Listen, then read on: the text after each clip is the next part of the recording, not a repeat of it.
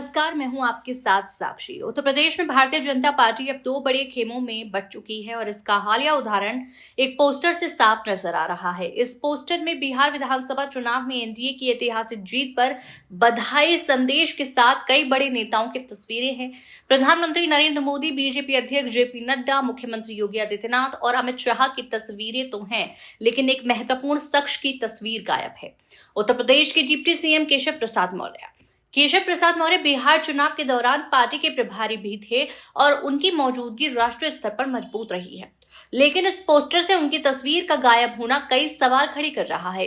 इसे मीडिया सह प्रभारी धर्मेंद्र राय ने लगवाया है और ये जानबूझकर गलती करने का मामला नहीं माना जा सकता। यही कारण है कि राजनीतिक विश्लेषक इसे भाजपा के अंदर चल रही खेमेबंदी और सियासी संदेश के रूप में देख रहे हैं। यूपी में लगातार जो जुबानी जंग चल रही है, उसके बीच मुख्यमंत्री योगी आदित्यनाथ और केशव प्रसाद मौर्य के बीच संबंध भी चर्चा का विषय बने हुए हैं। भाजपा के भीतर एक खेमे के नेता सीधे योगी के साथ हैं, जबकि दूसरा खेमा केशव प्रसाद मौर्य के समर्थन में दिख रहा है। कहा जा रहा है कि राष्ट्रीय नेतृत्व के करीबी माने जाने के कारण केशव प्रसाद मौर्य की सियासी पकड़ मजबूत है और इस खेमे में शामिल नेता उनके हक में बयान देते रहते हैं। वहीं योगी के खेमे के नेताओं और समर्थकों के बीच केशव प्रसाद मौर्य के खिलाफ बयानबाजियां भी सामने आ रही हैं।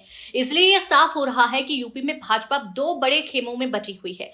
पोस्टर से गायब हुए केशव प्रसाद मौर्य की तस्वीर इस बात का प्रतीक बन गई है कि पार्टी के भीतर बड़े नेताओं के बीच दूरी और आपसी बातचीत की कमी है। ऐसे में सवाल ये उठता है कि क्या ये पोस्टर राजनीतिक संदेश देने की कोशिश है और क्या इसे योगी खेमे की ओर से हटवाया गया है। ये चर्चा अभी भी जारी है और राजनीतिक विश्लेषक इसे आगामी समय में पार्टी में होने वाले बदलावों और पदों की बंटवारे की रणनीति से जोड़कर देख रहे हैं।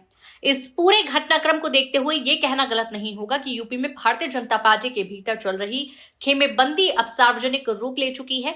आप भी इस पोस्टर और इसके सियासी संदेश पर अपनी राय कमेंट सेक्शन में जरूर बताइएगा।